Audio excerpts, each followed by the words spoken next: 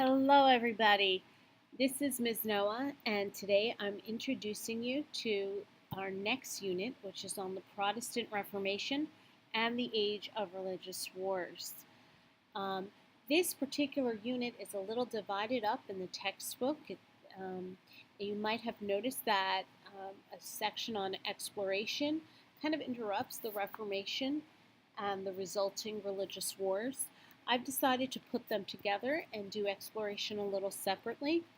So, um, just as you go through your syllabus, that might explain the differences in page numbers, in case you were wondering.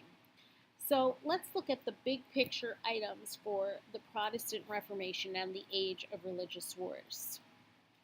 The major topics for this unit include the causes for the Reformation, the different reformers and what they believed, the political impact that this spread of Reformation caused, the response from the Catholic Church, and as you saw from the title, the many wars and rebellions that occurred as a result of the Reformation. In terms of the causes of the Reformation, we've kind of been learning about that. You saw little tidbits in the medieval era unit. Also, you saw several kind of sneak previews during the Renaissance. But here we delve deep into what the problems were with the Catholic Church. And I say this all the time, if you happen to be Catholic, don't take offense to this. The Catholic Church reformed themselves. But prior to that, there were a ton of problems, as you can see on this list, that included clerical pluralism, which is holding more than one position within the church, absenteeism. If you have two parishes, you can't be in two places at once. Clerical ignorance. The Bible was written in Latin. Not many people spoke Latin. It was a dead language even during this era. Nepotism, which is putting people in positions that are either related or very close friends to you. Benefices, which is kind of similar, but basically allows people to buy parishes, so they get special treatment. The sale of indulgences, which is basically the purchasing of a way to go to heaven, to absolve you of sin. The rise of secular thought coming from the Renaissance, which of course was the rise of more a worldly outlook and the rise of materialism, as well as the northern humanists like Erasmus, who really emphasized the focus on what the Bible actually said and translating the Bible into a vernacular that everyone could understand and not just blindly trust what their church leadership, perhaps misguided, was telling them. In terms of the reformers, you had some really early reformers like John Wycliffe and Jan Hus that were really late medieval reformers. You had Martin Luther, who is probably the most famous one of all. Ironically, as you'll learn about, he didn't want to break away from the church. He just wanted to fix the church. And in fact, a great big picture thing is think of the words Protestant Reformation. Martin Luther wanted to protest the church because of its problems and reform it, fix it, make it the church it is supposed to be according to the Bible. Ulrich Zwingli was another early reformer that kind of butt heads with Luther, and so his impact was not as significant. John Calvin, whose Calvinism Protestant religion, spread throughout Europe, as well as the New World. The Anabaptists, which is a very small, interesting little group, really centered in one part of the Holy Roman Empire, And there are still Anabaptists today. We'll talk about that.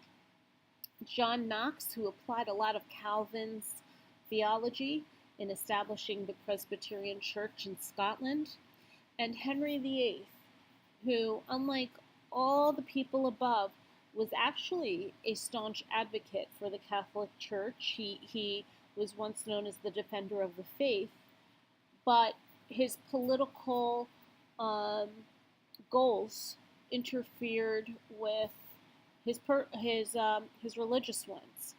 And when the Pope didn't grant him a favor, and we'll leave it at that, we'll learn about that more a little bit later, he broke away from the church and started the Anglican Church, known as the Episcopalian Church here in the United States, but he became the supreme head of church and state.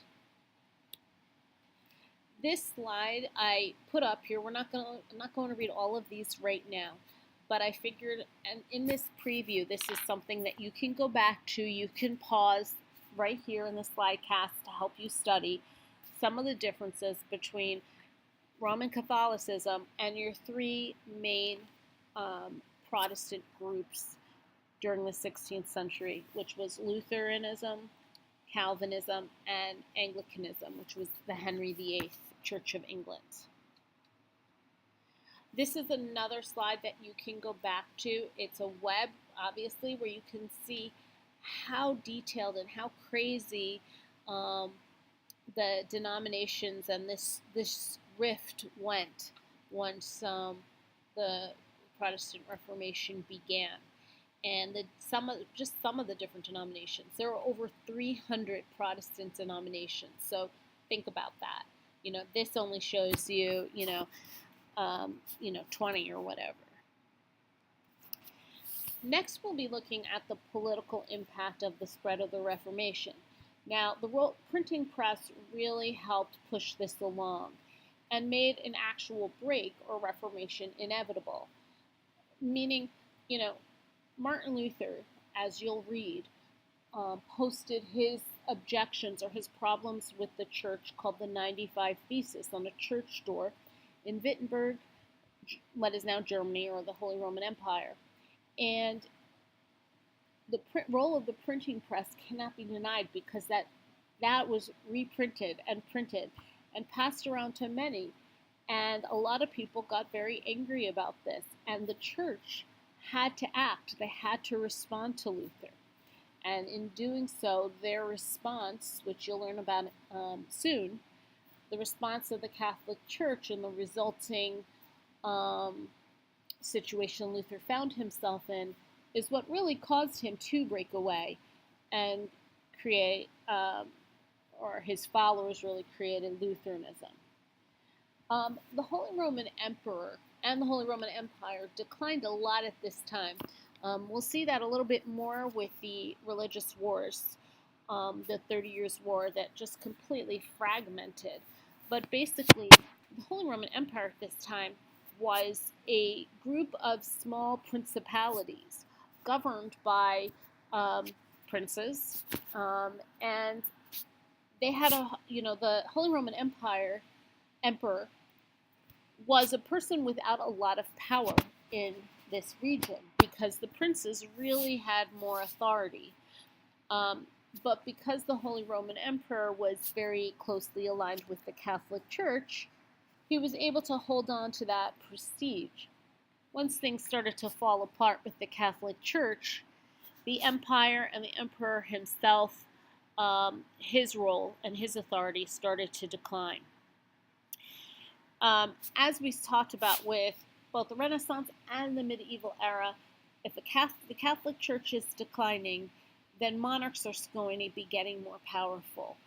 Specifically in Spain, England, and France, you saw that. Now, Spain and France were very Catholic countries, and in fact, England was, until Henry VIII started his Anglican religion. But the monarchs took advantage and consolidated their power in order to create, in order to become this stronger nation state. and you see that shift away from just a Catholic realm.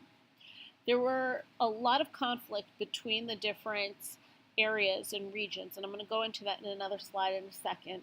And there were also rebellions, specifically peasant rebellions. I mean, one of the things that the Northern humanists taught was that if people were really closely studying the Bible, it would help out those that were impoverished, that there would be more equity. And the peasants, while they still couldn't really read that, once they were encouraged that they could rebel, really did so in a strong and deadly way. As a result of all of this, the Catholics responded. They created the Order of the Jesuits, led by Ignatius Loyola. They also started the Ursuline Order of Nuns. And these were very religious groups that were meant to kind of bring Catholicism back, to address the problems people were having, but to say that the Catholic Church was right all along.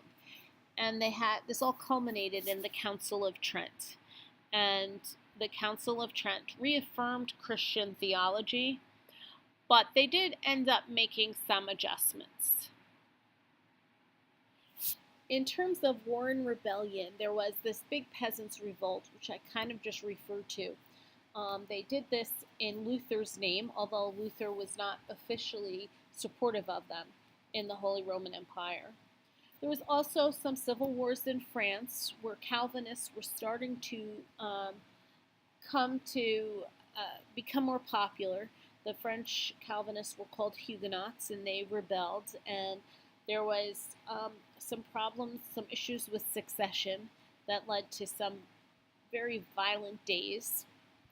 There was also a revolt in the area that was now known as the Netherlands. At the time, it was controlled by Spain, and it was both the Dutch, the Netherlands, and Belgium today, those areas, and they rebelled because there were a lot of Protestants living there, and Spain was a Catholic country, and they were also paying extremely high taxes to this foreign power, and they didn't like it anymore, and they rebelled. The Schmalkaldic League up here is a very big name, which confuses a lot of people, but very easily, this is a group of the princes in the Holy Roman Empire who didn't want to have to answer to the Holy Roman Emperor. So they fought for the right to choose what religion between Lutheran and Catholicism within their principality. The results of this war of the Schmalkaldic League, and you'll learn more about that soon, was something called the Peace of Augsburg, which allowed just that. It allowed the princes to choose between Lutheran and Catholicism in their realm. Finally, the 30 Years' War, which had 4 phases and was really one of the first world wars, very early World War at the time.